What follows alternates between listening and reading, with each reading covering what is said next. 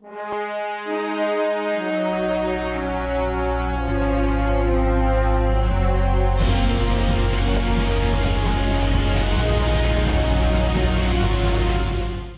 good evening and thanks for joining us here on HealthQuest on News 20. I'm Randy Gardner. We've got a great show for you here tonight. We're at the SSM Weight Loss Institute at the DePaul Health Center. We're going to talk to two bariatric surgeons and two patients of those surgeons. It's going to be a great show, a lot of information and very uplifting. Stay with us. Much more next here on HealthQuest. After a car accident, Linda Davis needed CPR. Bill Hamilton needed temporary shelter when a fire destroyed his home. During an operation, Haley Reynolds needed a blood transfusion. Excuse me, may I go into that room, please?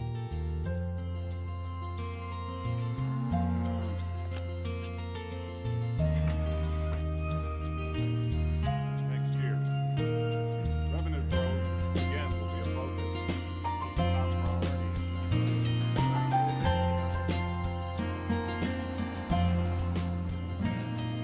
Thank you for giving me blood. Thank you for giving me shelter. Thank you for saving my life.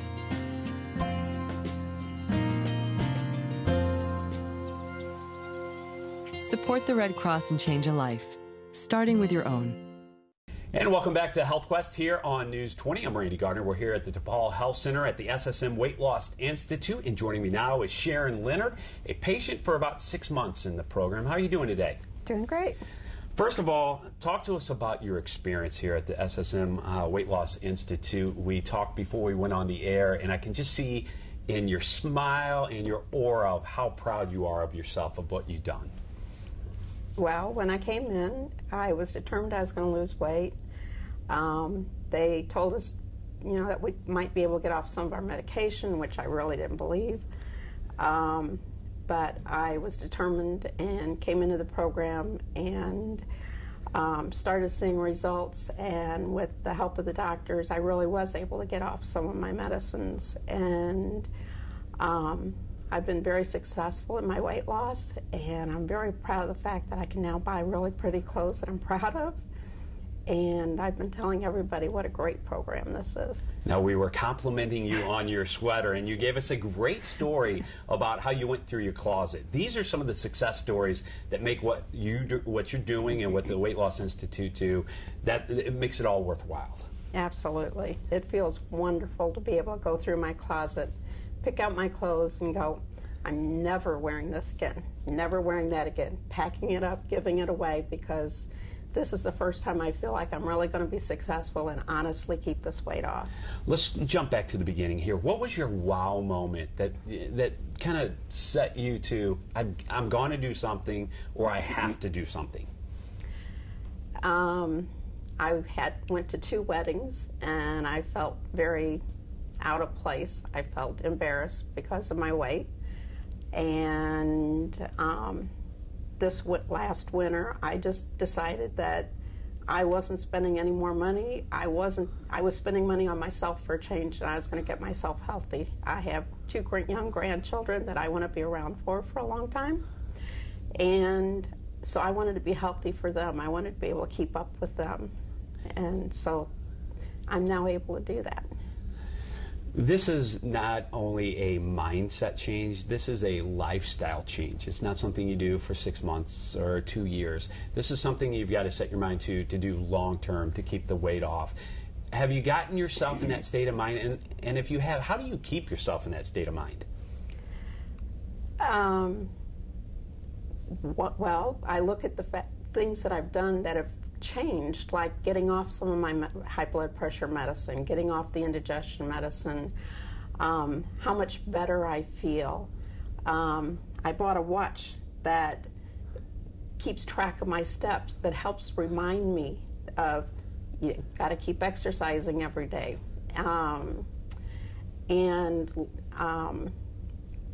Looking at my clothes and going, I love these new clothes. Looking back at your experience, talk to us about your experience here at the Weight Loss Institute in terms of the doctors. Were you nervous when you came here? And then as you started going through the program, and now follow-up, how important is it what they continue to give to you after you've reached your goal? I was nervous coming in. I got frustrated at times, but the weight, every week I lost weight, and staying in phase 1, basically there's 2 phases to it, and phase 1's the most drastic, and that's when you're the most closely monitored.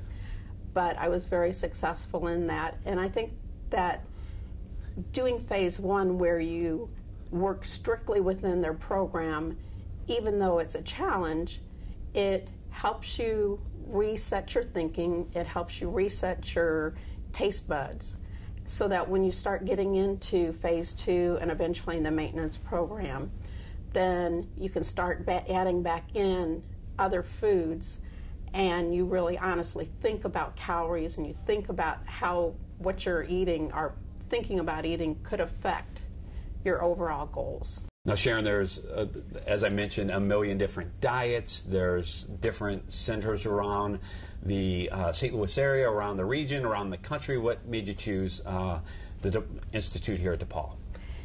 I had gone on I had seen the advertisement for the SSM weight loss and went to their website.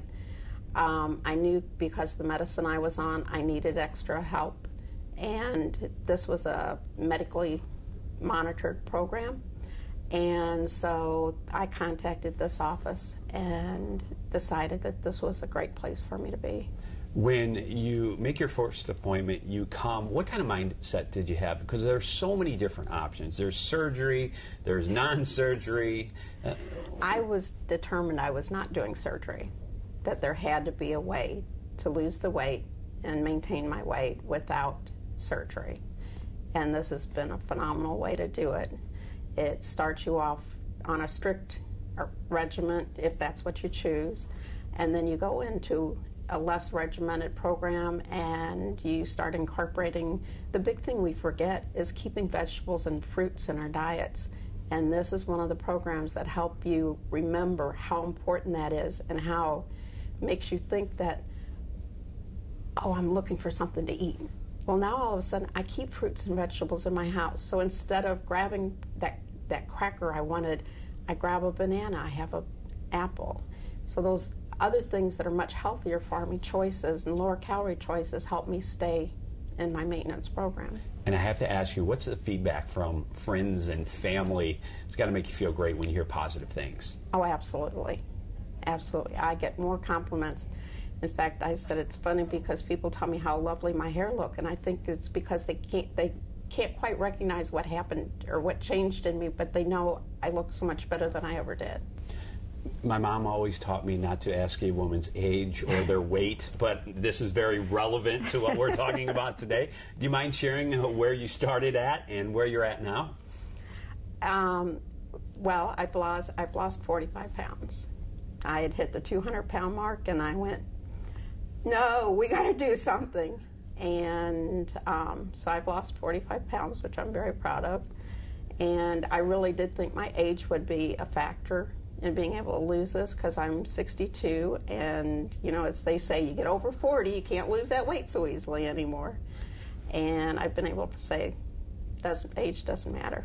And last question for you here today. If you had, this is an opportunity to tell other people who deal with this on a daily basis, the yo-yo diets that go on for year after year after year and no results. What would you say about the Institute? They give you the support that you need, the encouragement you need to stay on the program. They help retrain your thinking. I've been on multiple diets. I've lost weight. I've never been this successful, and I've never had the mindset that I'll always keep this weight off. Well, Sharon, you look beautiful. You look great. Congratulations on everything you've done here at the Institute, and thanks for your time here today. Stay with us. Much more next here on HealthQuest. After a car accident, Linda Davis needed CPR. Bill Hamilton needed temporary shelter when a fire destroyed his home. During an operation, Haley Reynolds needed a blood transfusion. Excuse me, may I go into that room, please?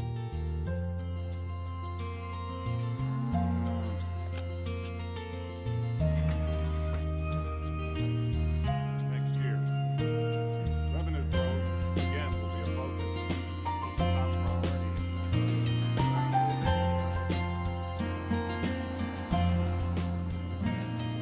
Thank you for giving me blood. Thank you for giving me shelter. Thank you for saving my life.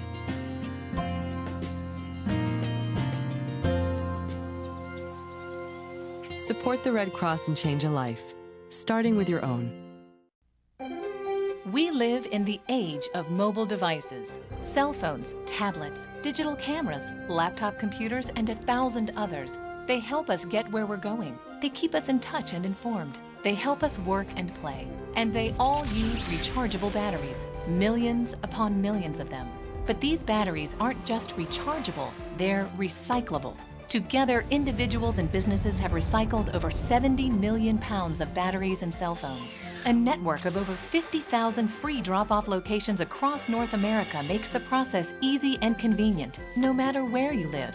Recycling these batteries keeps them out of community landfills and also preserves their materials for use in new products. We all enjoy the freedom that mobile technology gives us. Let's accept the responsibility to pass that freedom on. Find out how recycling works, how it helps, and how you can answer the call to recycle. Visit calltorecycle.org.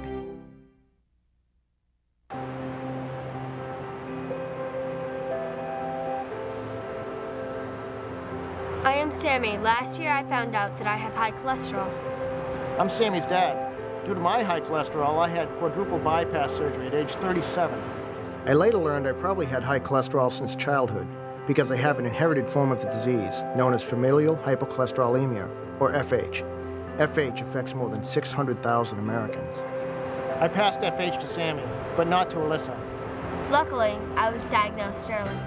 Now we can take steps to manage Sammy's condition with diet, exercise, and medication, so we reduce the long-term damage of the disease. Unlike most other genetic diseases, FH is treatable, and it's best if it's caught early. If high cholesterol runs in your family, see a doctor and get screened. The earlier you know, the earlier you can tackle it, together. For more information, visit www.learnyourlipids.com. I remember the moment. I'll never forget that moment. That changed my life. At that moment, it hit me. This is why I joined the Guard. We're soldiers, always ready to protect our country. But we've also got communities. Family, friends, neighbors who count on us. I couldn't believe it. I just saved a life. Somebody from my hometown. See what it means to be a citizen soldier at NationalGuard.com. And welcome back to HealthQuest here on News 20. I'm Randy Gardner. We're here at the SSM Weight Loss Institute at DePaul Health Center. And joining me now is Karen Monday. Glad you could join us. We appreciate your time. Thank you very much. All right. You have a very interesting story with the Institute. Let's start from the beginning. What was that defining moment for you that you said, you know, I've got to do something? My journey actually began 2 years ago. Randy, September 12th, 2012 is the actual day I had my surgery. I did the full gastric bypass. You know, I probably have been overweight since my daughter was born, 24 years ago.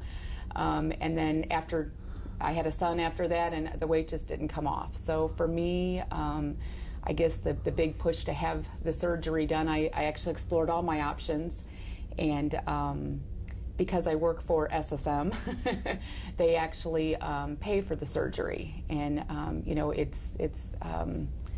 it was a blessing that I was able to have the surgery. And my only regret is that I didn't do it 20 years ago.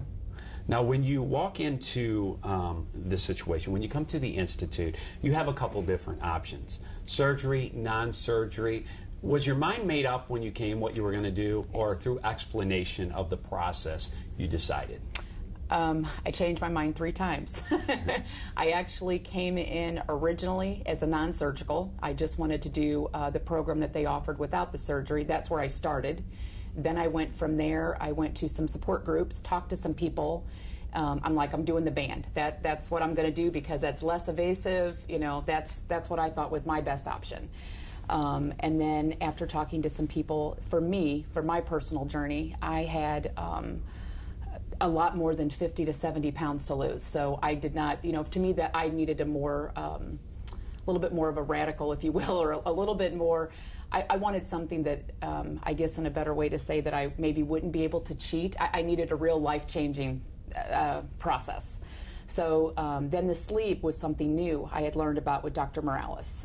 Didn't know about the sleeve. And so really was kind of torn now between the sleeve and the full gastric. And I just ended up doing the Roux-en-Y, the full gastric. And for me, I'm glad I did. I mean, I don't regret my decision. To date, I've lost 187 pounds. So I still probably have about another, don't look below the waist, but about another 30 to go, 25 to 30, and I'll be at my goal. So I'll be thinner than I was in high school. So for me, like I say, my only regret is I didn't do it years ago. When you hear the words you've lost 187 pounds, wow, congratulations. But it's hard because I still see the same person. You know what I mean? It's when you look in the, I mean, obviously our clothes are different, but I mean, it's like when I see like a side-by-side, because I every year when I go for my 1-year post-op with Dr. Morales, I'll put like a side-by-side of, you know, what I started my journey and where I am now. And it's amazing just to see a year ago, I have lost another 75 pounds the second year. And really, I think they say the second year it does tend to taper. So I can find myself now where I might gain a tad, you know what I mean? So, but I'm much more conscientious. I don't ever want to go back to where I was. So many people say that this is something that they can do themselves. They go on 10, 20, 30 diets, and that's like the norm for a lot of people. Every month, every year, they're trying something different. Is this something that you could have done yourself when you look back at it? You know, for me, I can say I honestly tried every option before I got to this point, in my mind. I'm probably a lifetime membership of every Weight Watchers in the St. Louis area. I've done the Jenny Craig. I've done Oprah's, the OptiFast. You know, I mean, I've done everything since I started, you know, since I was younger in my 20s having children. And no, to me, you know, I knew I wanted this. I wasn't exactly sure what to expect, and sure, I was nervous. But no, to me, this was my best tool. And it's, you know, after the surgery, you know, I'm not going to lie, it was a little rough for the first 90 days. I mean, it's different. You're used to having an affair with food, if you will. You know, it is definitely different. But now it's just a way of life, and I love it. I don't regret it at all. And that was going to be my next question for anybody watching today, to hear, you know, your great success story. It's not easy. This is a lifestyle change, not for an instant fix. It's going to be fixed in 30 days or 60 days. This is for the rest of your life. It's a be accountable to yourself moment. It is. It is not only a body changing, it's also a mental changing. I mean, you know, there's times, and there's no doubt I'll think I can have that brownie. You know, I'm going to go to that baby shower and I'm going to have that piece of cake just like I did before. The difference is when I eat that, for me, sugars, the minute it hits my body and it goes through what it does, they call it the dumping effect. I didn't know what the dumping effect was. I'm familiar with that effect now. So, you know, you don't want to punish yourself. So you know you're not going to, I know I'm not going to do that again. I've made that mistake a few times. Does that mean I can't have a bite? I'm not going to deny myself. You know, if I want a bite of a little sweet or something, I'm fine with that. I think everybody's a little different. Dr. Morales says that after surgery, your taste buds, you know, you just have a different flavor for life, and it's true. I never was a vegetable eater. I can't get enough vegetables now, and anybody that knows me knows that's comical. So, you know, it's just, I don't know, it's just a whole transformation change from mental all the way through. Now, I would ask you what drove you to come to the SSM Weight Loss Institute, but you work for SSM, so that's a pretty simple question. As far as your experience with the doctors. You had mentioned you were nervous walking into this, not knowing what you were going to do. You've gone through it now. You've been very successful. Walk us through the follow-up with the doctors and how important it is to have that push behind you. Well, I will say, starting from the people that make the appointments here at the Weight Loss Institute to the nurse practitioners that you may see in lieu of the doctors, everybody here, it's like a family. And what's awesome is, I'm sure they see a ton of patients here, but when I walk in the door, I feel like I'm their only patient. They know me. What's also great is I came for my 2-year post-op. I do it on the anniversary of my surgery, so I make it every year for September 12th. They didn't know me at the front desk, so that's kind of exciting, you know, that they don't remember who that girl was that came in 2 years ago. And but no, they're. You know, I feel like if I need to call them for any questions, you know, like, is it okay if I take an ibuprofen? I work so hard to get to this, I don't want to undo anything. And so I do walk the arrow, you know, the fine line, if you will. But no, I can't say enough great things about, actually Dr. Morales is who helped me make my decision. And I told you I started off on one way to lose the weight and ended up at a different way. And so, you know, it's because of him. So I tell him he's my life changer. Now, we talk with the doctors about the specifics of the surgery, but as we wrap this part of the interview up, Karen, talk to us about the future. You mentioned that you've lost 187 pounds. You still have some to go, you say. And can you ever see yourself going back? And what would you say to other people? Because there's going to be thousands of people out there right now who are watching this saying, I've walked in her shoes. I'm dealing with this year after year after year. What do you say to somebody about, okay, today's the day to make that difference? I think you just have to prepare your mind and, you know, be, for me, you know, once I found out that SSM was going to cover this for me, there was no, I mean, sure, I was nervous the day I went in, but, you know, for me, I knew that if I didn't get this weight off, I can't imagine. I was fortunate that I didn't have a lot of health issues. I had a bad knee, and I was looking toward getting knee surgery, a full replacement at, you know, 46 years old. I mean, that's just ludicrous in my opinion now. But I didn't have any of the diabetes or the high blood pressure yet. But I'm sure if I would have kept roughly this 200 pounds on, you know, it would have went downhill for me. So I'm just, you know, blessed that I was able, you know, to work for a company that, you know, that offered this as a tool for me.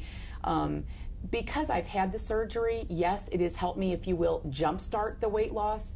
But I mean, it's still truly my decision on what I'm going to put in my mouth every day. I mean, you still have to make that conscious effort. And can I tell you I'm always a great eater? I'd be lying. No, I'm not. I don't always make the best choices, but I can tell you I do not want to go back to where I came from. And one of the other things is I've given up, even before the surgery, I quit drinking carbonated beverages. So for me, that was a huge, for anybody that struggles with, I probably was a 5 to 6 soda girl a day.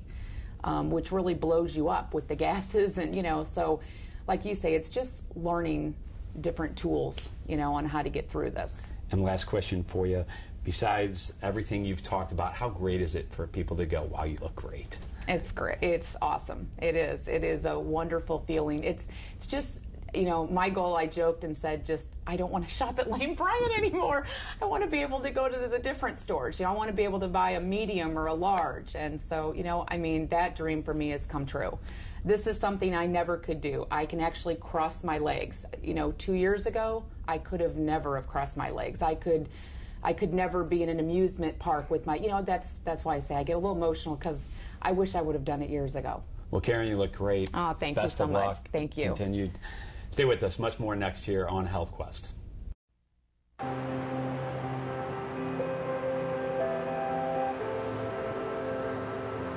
I am Sammy. Last year I found out that I have high cholesterol. I'm Sammy's dad. Due to my high cholesterol, I had quadruple bypass surgery at age 37. I later learned I probably had high cholesterol since childhood because I have an inherited form of the disease known as familial hypercholesterolemia, or FH. FH affects more than 600,000 Americans. I passed FH to Sammy, but not to Alyssa. Luckily, I was diagnosed early. Now we can take steps to manage Sammy's condition with diet, exercise, and medication, so we reduce the long-term damage of the disease. Unlike most other genetic diseases, FH is treatable, and it's best if it's caught early. If high cholesterol runs in your family, see a doctor and get screened. The earlier you know, the earlier you can tackle it, together. For more information, visit www.learnyourlipids.com. We live in the age of mobile devices. Cell phones, tablets, digital cameras, laptop computers, and 1,000 others. They help us get where we're going. They keep us in touch and informed. They help us work and play. And they all use rechargeable batteries, millions upon millions of them. But these batteries aren't just rechargeable, they're recyclable.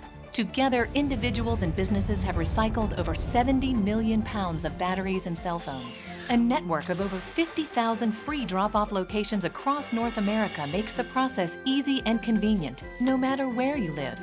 Recycling these batteries keeps them out of community landfills and also preserves their materials for use in new products. We all enjoy the freedom that mobile technology gives us. Let's accept the responsibility to pass that freedom on. Find out how recycling works, how it helps, and how you can answer the call to recycle. Visit calltorecycle.org. After a car accident, Linda Davis needed CPR. Bill Hamilton needed temporary shelter when a fire destroyed his home. During an operation, Haley Reynolds needed a blood transfusion. Excuse me, may I go into that room, please?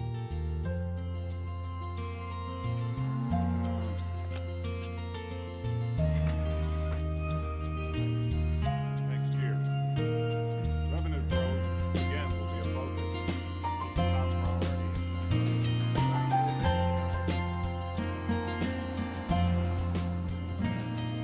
Thank you for giving me blood. Thank you for giving me shelter. Thank you for saving my life.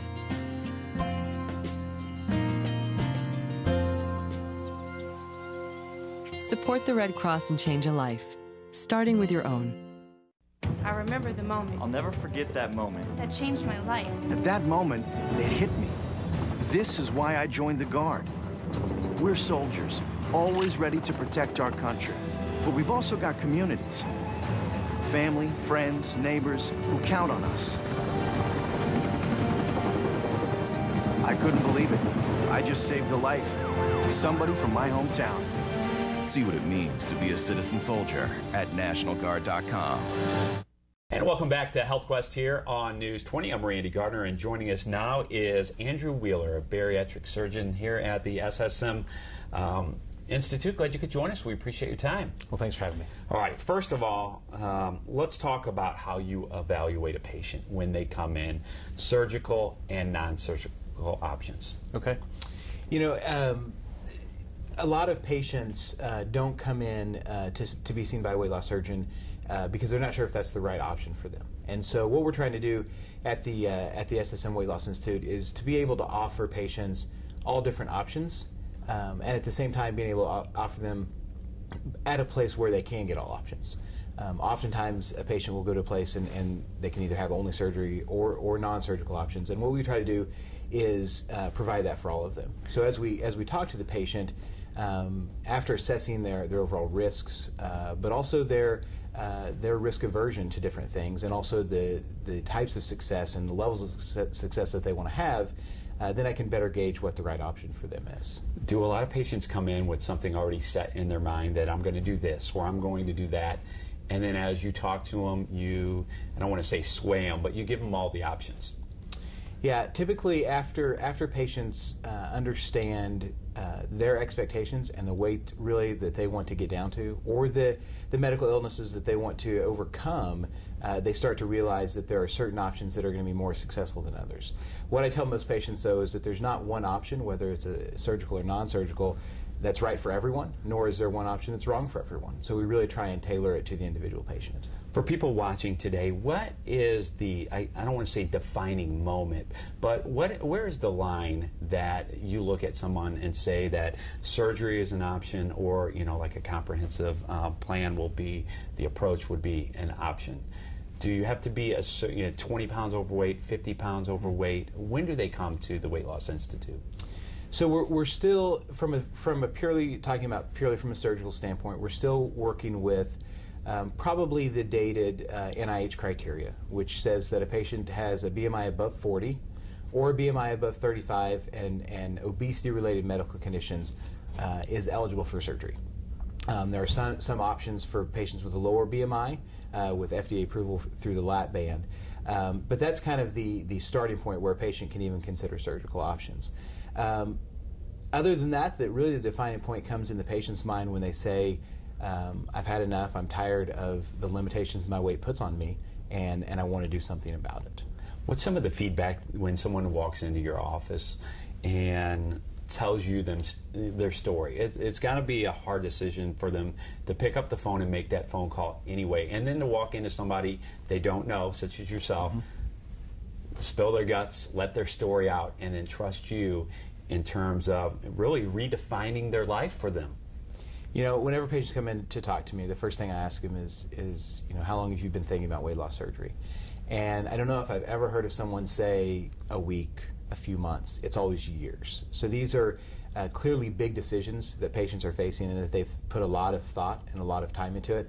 And so I think a lot of them come in with a little bit of nervousness because they don't exactly understand what they're getting into. And a lot of patients are still trying to grapple with the complications and the risks that they've heard about that have happened historically.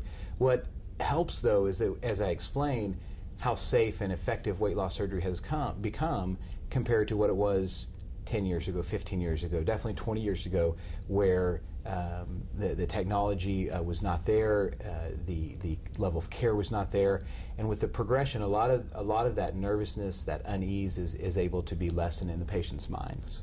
We live in a very quick, I want it now, instant type society. Feedback when somebody comes in, do most people feel that this is going to be something that changes their life within a month or 2 months? And you have to really explain that this is a holistic approach that you're going to have to work with for your entire life.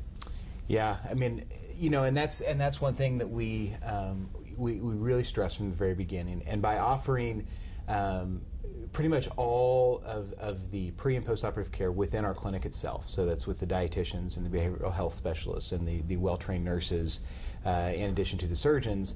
By doing it all here, we try and address the fact that this is not simply a surgery. You go on, you'll do well, and have no follow-up needed. But we really try and stress that this is an ongoing intervention, ongoing medical care, just as any chronic medical illness is. And even though it is a surgical option, and oftentimes in other areas of general surgery or other surgical areas that, you know, once you have surgery, then you're done, that's not the case with weight loss surgery. And so we try and work with patients from the very beginning until the end.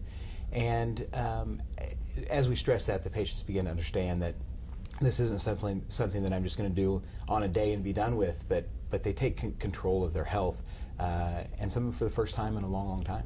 To kind of take a step back, for people watching today, can you define obesity in terms of a holistic approach from the doctor's point of view? So obesity is categorized, whether that's overweight, obesity class 1, class 2, severe obesity, or morbid obesity, based on a BMI level, okay? And that BMI level is purely based on your height versus your weight. As a weight loss surgeon, as a physician, though, my focus is not on simply a number, a BMI number, but it's based on the medical illnesses that go along with that, or the high risk at a certain BMI level that patients have of developing medical illnesses. The reason we do weight loss surgery is to help people feel better and to help them be more active and do the things they've always wanted to do in life. But the biggest reason is to treat the medical illnesses that will lead to their early death, will lead to a decreased quality of life as they have worsening medical problems.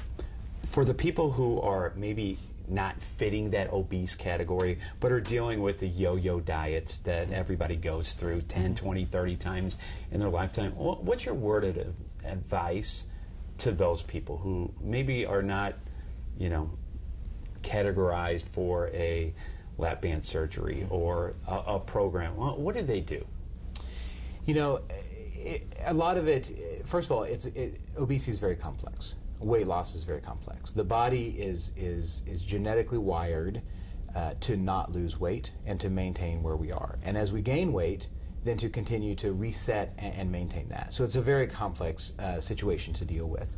But it still comes back to calories in versus calories out is whether you gain weight or lose weight. And so exercise, being physically active becomes a very important part.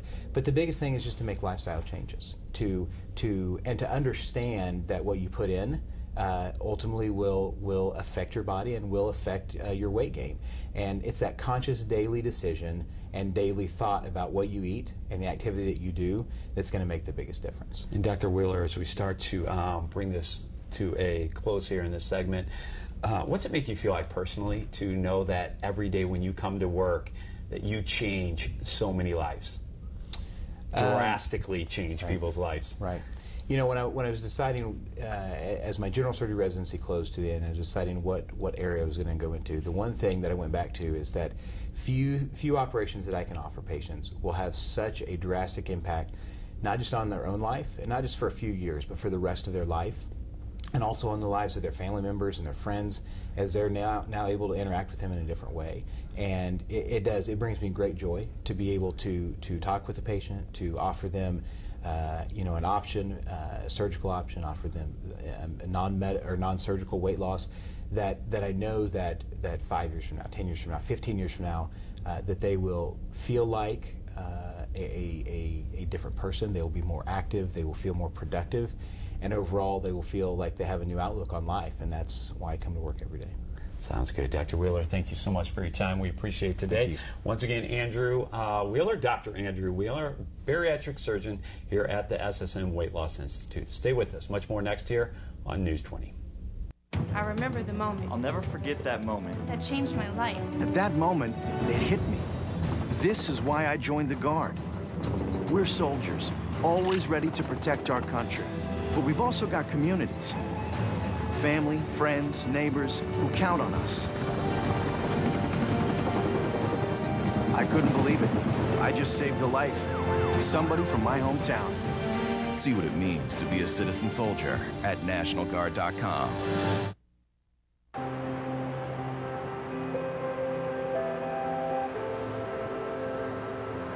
I am Sammy. Last year I found out that I have high cholesterol. I'm Sammy's dad. Due to my high cholesterol, I had quadruple bypass surgery at age 37. I later learned I probably had high cholesterol since childhood because I have an inherited form of the disease known as familial hypercholesterolemia, or FH. FH affects more than 600,000 Americans. I passed FH to Sammy, but not to Alyssa. Luckily, I was diagnosed early. Now we can take steps to manage Sammy's condition with diet, exercise, and medication, so we reduce the long-term damage of the disease. Unlike most other genetic diseases, FH is treatable, and it's best if it's caught early. If high cholesterol runs in your family, see a doctor and get screened. The earlier you know, the earlier you can tackle it, together. For more information, visit www.learnyourlipids.com.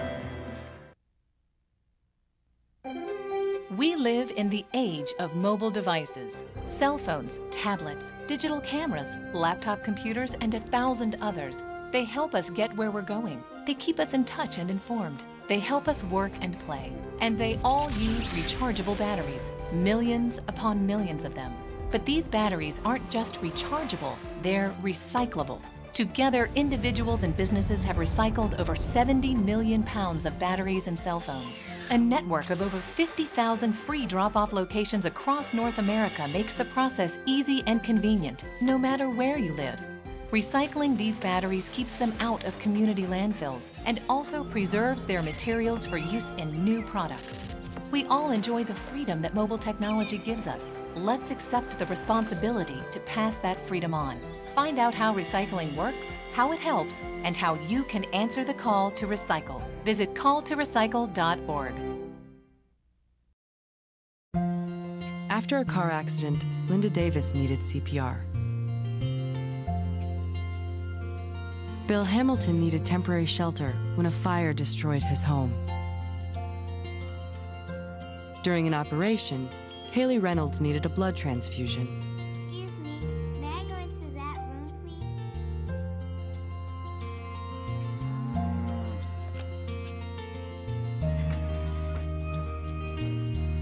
Next year, revenue growth again will be a focus. Top priority.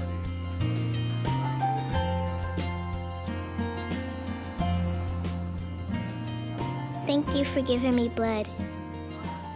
Thank you for giving me shelter. Thank you for saving my life.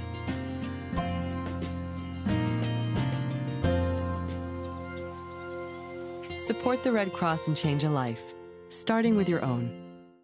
And welcome back to News 20. I'm Randy Gardner on HealthQuest here at SSM DePaul Health Center. And joining me now is Mario Morales, Medical Director and Bariatric Surgeon here at the SSM Weight Loss Clinic. Glad you could join us. We appreciate your time. Thank you for having me. All right, first off, let's talk a little bit about the health risk. We'll just start from the beginning. The health risk of obesity.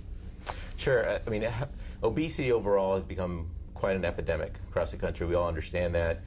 We're all, as physicians, trying to educate the public in general in terms of the dangers of obesity, just because it's becoming such a huge issue across the country. It's leading to higher and higher episodes of diabetes and hypertension and cholesterol. And those are the main things that lead to the ultimate killer in the United States, which is coronary artery disease and heart disease, heart attacks, strokes, and congestive heart failure, and those types of things. So anything heart-related typically has its roots in obesity, at least as obesity is evolving here in the country.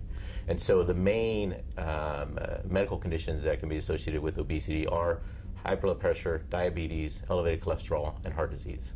We've seen that bar for the obesity bar seem to move up and down and all over the place over the past 10 years or so. Is there like a standard definition of obesity?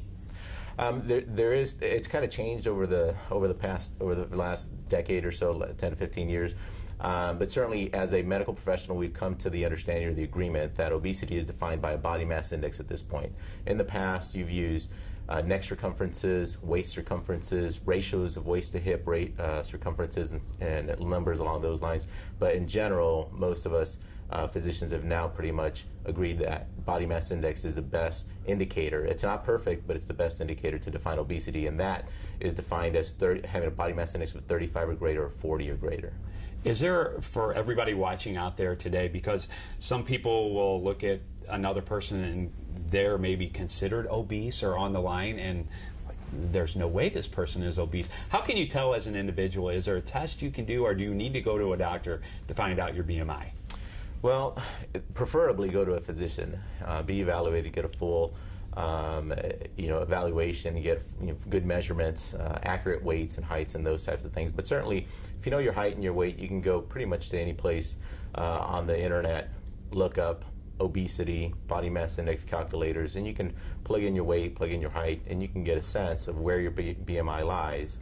If your BMI is greater than 35, certainly you should see your physician, because at that point you are at risk of being categorized or diagnosed with obesity.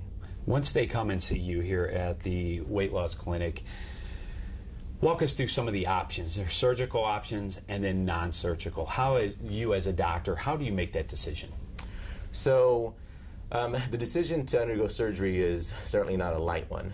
And so when a patient comes in to see us for the first time, there's various team members that he sees. There's various professionals we have set in place, because there are various options that exist. Obesity is something that can be managed in many different ways. And so certainly taking into account the patient's circumstances, physical, medical, and those type of things are important.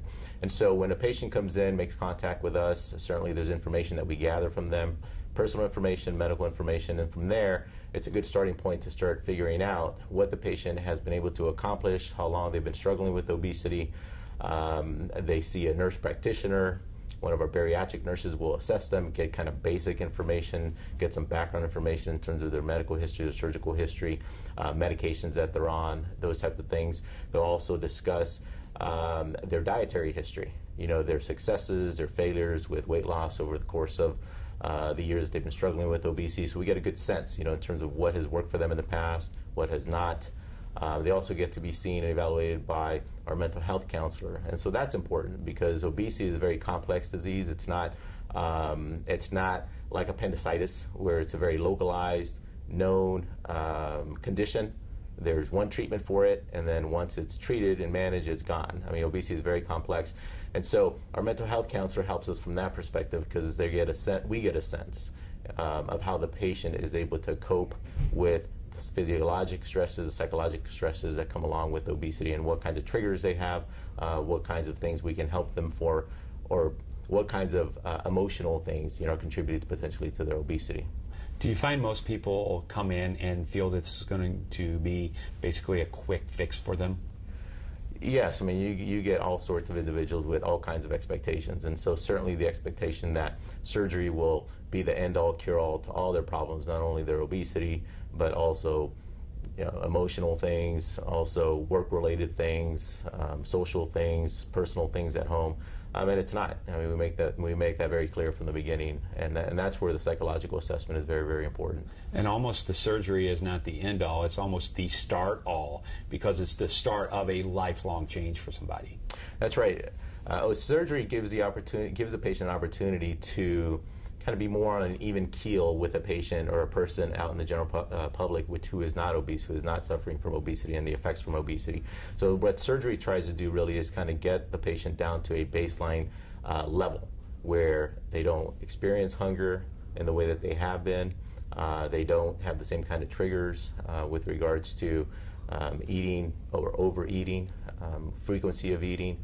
The kinds of things that a patient who is not obese just is not bothered by. And so that's what surgery is attempting, that's what surgery has been proven to do, is to get a patient down to a baseline level where they don't have those urges to overeat or to eat frequently.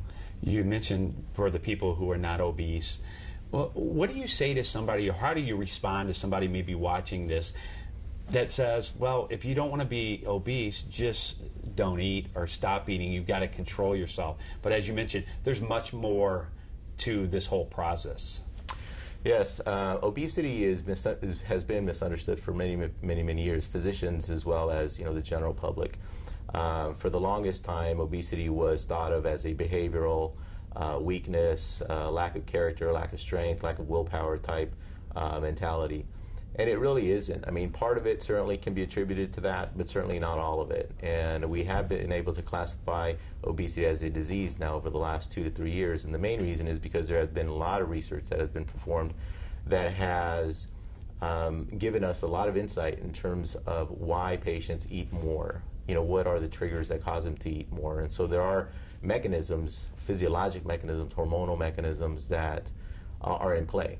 Things that drive a patient to eat more. Why is a person who is obese tend to be more hungry? Why does it take more food to satiate that patient as opposed to somebody who is not? And so certainly there are some chemical reasons for that. And that's what science has been able to elucidate over the last 5 to 8 years or so, is that there are hormonal processes that are to a certain extent controlling a patient's behavior. And so certainly a patient who looks at a patient who's obese and says, well, it's very simple, you just stop eating.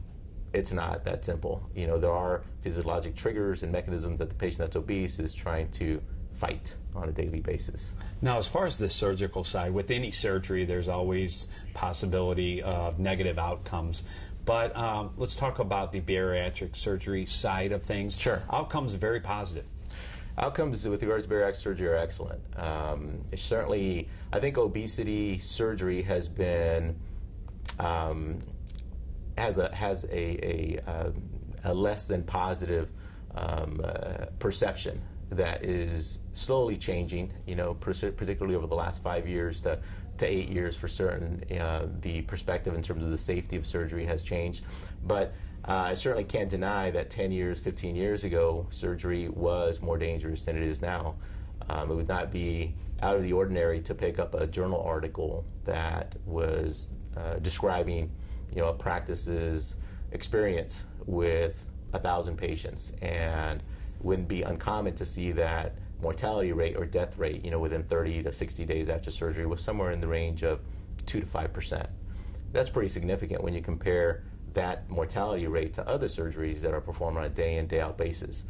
Over the last 8 years or so, there's been a tremendous amount of progress that has been made with regards to decreasing mortality rates after surgery, to the point now that mortality rates are less than 1%. For some surgeries, they're less than 0.5%, or certainly much less than that.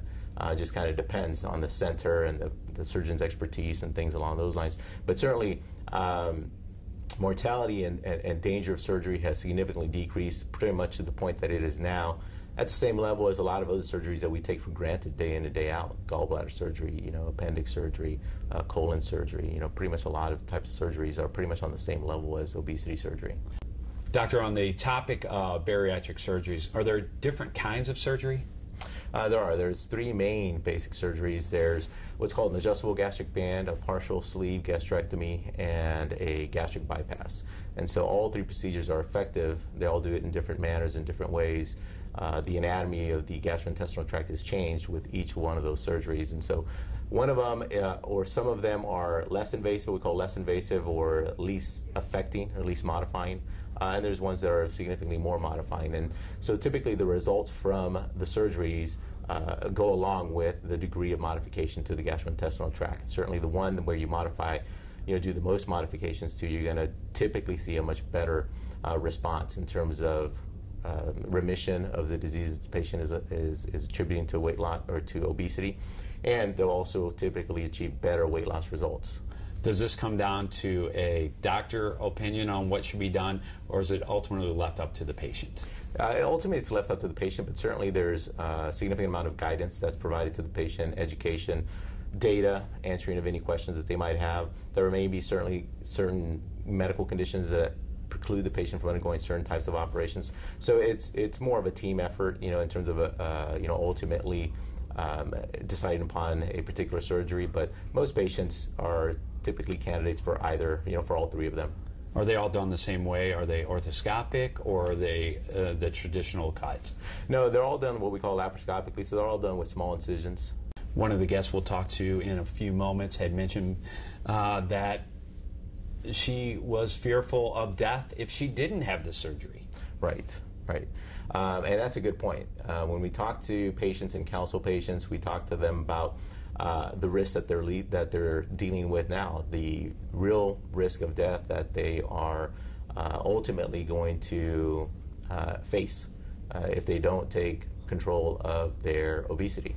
There is no doubt that patients who are obese, live with obesity chronically, have a decreased longevity. I mean, their lifespan has been decreased by at least 10 years. Somewhere between 10 and 15 years is the agreed upon number based on multiple studies, that a patient who is obese will tend to live about a decade or more, decade and a half less than a patient who is not. And they will not only live less, but it's going to be less of a quality of life as well, because they're going to be struggling with chronic diseases throughout that time. So it's only a matter of time where obesity will catch up with the patient. They may not have symptoms that are significant for 10 years, 15 years, but ultimately, the effects will become evident and they will begin to have a lot of issues. Seems like it's a generational type thing. You'll see, mother or father, and then it's to the son or daughter. It continues to go in a secular type emotion. For somebody who's sitting out there right now watching this, who has been dealing with this stressful situation all their lives, what do you say to them right now about picking up that phone and making a call? Because that first call is always the most difficult. Sure. I mean, it's one of those things where you have to realize that you're struggling and that you need help, and that if you've gone through multiple dietary programs, you've tried multiple physician maybe guided programs, commercial programs, certainly if you have made an honest effort to try to deal with the issue of obesity and you're not making much progress, and it's been 5 years, 8 years, 10 years, you certainly would benefit from at least making a call and getting some baseline, basic information with regards to what options are out there. Certainly not everybody's a candidate for surgery, but there are other things that certainly a patient can qualify for. Doctor, we appreciate your time here on the show. Once again, Dr. Mario Morales, Medical Director and Bariatric Surgeon here at SSM Weight Loss Clinic. We appreciate it. Stay with us. Much more next here on HealthQuest on News 20. After a car accident, Linda Davis needed CPR. Bill Hamilton needed temporary shelter when a fire destroyed his home. During an operation, Haley Reynolds needed a blood transfusion. Excuse me, may I go into that room, please?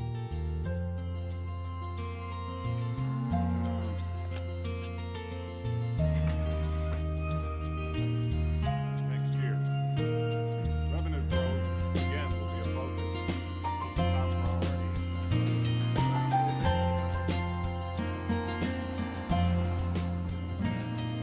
Thank you for giving me blood.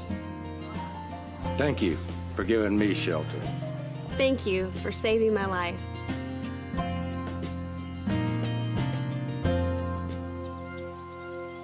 Support the Red Cross and change a life, starting with your own. We live in the age of mobile devices. Cell phones, tablets, digital cameras, laptop computers, and 1,000 others. They help us get where we're going. They keep us in touch and informed. They help us work and play. And they all use rechargeable batteries, millions upon millions of them. But these batteries aren't just rechargeable, they're recyclable. Together, individuals and businesses have recycled over 70 million pounds of batteries and cell phones. A network of over 50,000 free drop-off locations across North America makes the process easy and convenient, no matter where you live. Recycling these batteries keeps them out of community landfills and also preserves their materials for use in new products. We all enjoy the freedom that mobile technology gives us. Let's accept the responsibility to pass that freedom on. Find out how recycling works, how it helps, and how you can answer the call to recycle. Visit calltorecycle.org. I remember the moment I'll never forget that moment. that changed my life. At that moment, it hit me. This is why I joined the Guard. We're soldiers, always ready to protect our country. But we've also got communities. Family, friends, neighbors who count on us. I couldn't believe it. I just saved a life. Somebody from my hometown. See what it means to be a citizen soldier at NationalGuard.com.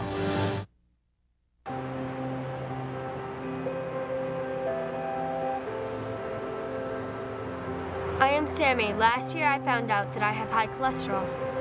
I'm Sammy's dad. Due to my high cholesterol, I had quadruple bypass surgery at age 37. I later learned I probably had high cholesterol since childhood because I have an inherited form of the disease known as familial hypercholesterolemia, or FH. FH affects more than 600,000 Americans. I passed FH to Sammy, but not to Alyssa. Luckily, I was diagnosed early. Now we can take steps to manage Sammy's condition with diet, exercise, and medication, so we reduce the long-term damage of the disease. Unlike most other genetic diseases, FH is treatable, and it's best if it's caught early. If high cholesterol runs in your family, see your doctor and get screened. The earlier you know, the earlier you can tackle it, together. For more information, visit www.learnyourlipids.com.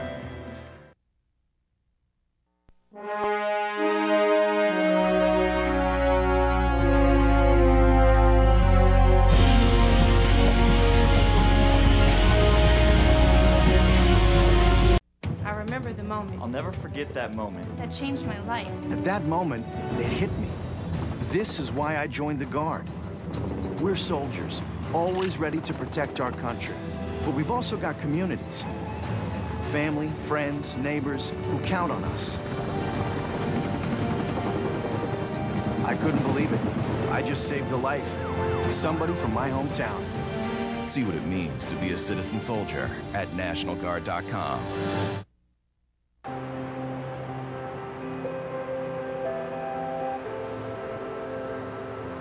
I am Sammy. Last year I found out that I have high cholesterol. I'm Sammy's dad. Due to my high cholesterol, I had quadruple bypass surgery at age 37. I later learned I probably had high cholesterol since childhood because I have an inherited form of the disease known as familial hypercholesterolemia, or FH. FH affects more than 600,000 Americans. I passed FH to Sammy, but not to Alyssa. Luckily, I was diagnosed early. Now we can take steps to manage Sammy's condition with diet, exercise, and medication, so we reduce the long-term damage of the disease. Unlike most other genetic diseases, FH is treatable, and it's best if it's caught early. If high cholesterol runs in your family, see a doctor and get screened. The earlier you know, the earlier you can tackle it, together. For more information, visit www.learnyourlipids.com. We live in the age of mobile devices. Cell phones, tablets, digital cameras, laptop computers, and 1,000 others. They help us get where we're going. They keep us in touch and informed. They help us work and play. And they all use rechargeable batteries, millions upon millions of them. But these batteries aren't just rechargeable, they're recyclable. Together, individuals and businesses have recycled over 70 million pounds of batteries and cell phones. A network of over 50,000 free drop-off locations across North America makes the process easy and convenient, no matter where you live. Recycling these batteries keeps them out of community landfills and also preserves their materials for use in new products. We all enjoy the freedom that mobile technology gives us. Let's accept the responsibility to pass that freedom on. Find out how recycling works, how it helps, and how you can answer the call to recycle. Visit calltorecycle.org.